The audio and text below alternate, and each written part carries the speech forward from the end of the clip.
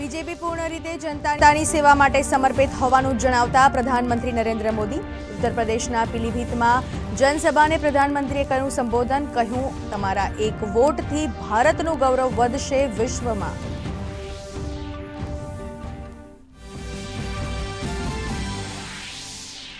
ચૂંટણીની મોસમમાં વિપક્ષ પણ મેદાનમાં, ભાજપના સ્ટાર પ્રચારક અમિત શાહ સહિત તમામ નેતાઓ દેશમાં સંભાળશે ચૂંટણી પ્રચારનો મોરચો। કોંગ્રેસ, સમાજવાદી પાર્ટી, આરજેડી સહિત ગઠબંધનના તમામ પક્ષોનો પણ ઝંઝાવાતી પ્રચાર। તો મહારાષ્ટ્રમાં શિવસેના 21 અને કોંગ્રેસ 17 બેઠકો પર ઉતારશે ઉમેદવાર।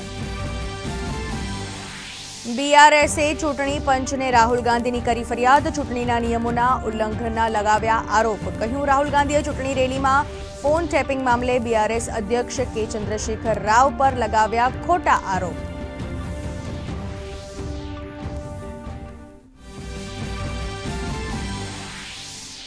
ભાજપ નેતા રાજનાથસિંહે કોંગ્રેસના ઘોષણાપત્ર પર કર્યો કટાક્ષ, કહ્યું કોંગ્રેસનો ઢંઢેરો ભારતને લઈ જશે પાછળ। તો કોંગ્રેસ નેતા જયરામ રમેશે રામ મંદિર મુદ્દે ભાજપ પર કર્યો પ્રહાર, કહ્યું અમે રામના પૂજારી છીએ, વેપારી નહીં।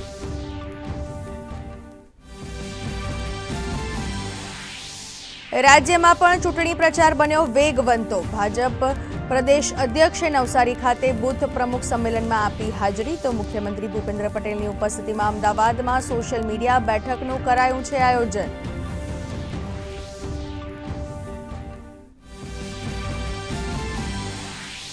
કોંગ્રેસ નેતા અશોક ગેહલોતે સાબરકાંઠાના કોંગ્રેસ ઉમેદવાર ગેનીબેન ઠાકોરના સમર્થનમાં કર્યો ચૂંટણી પ્રચાર। કોંગ્રેસે જાહેર કરેલા મેનિફેસ્ટોથી લોકોને કર્યા વાકેફ।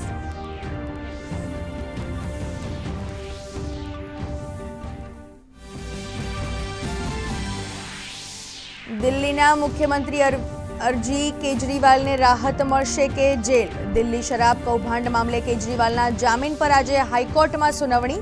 તો કે કવિતાની ન્યાયિક કસ્ટડી 23 એપ્રિલ સુધી વધારતી રાઉઝ એવન્યુ કોર્ટ।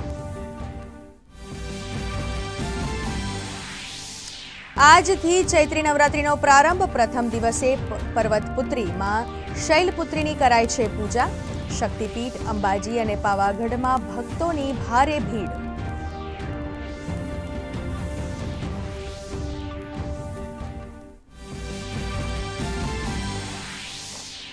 શાનદાર વૈશ્વિક સંકેતોના પરિણામે ભારતીય શેરબજાર ઐતિહાસિક 75,000 અને નિફ્ટી 22,000ને પાર। સોના અને ચાંદીમાં આગ ઝરતી તેજી, સોનું 71,000 અને ચાંદી 81,000ની નવી ટોચે।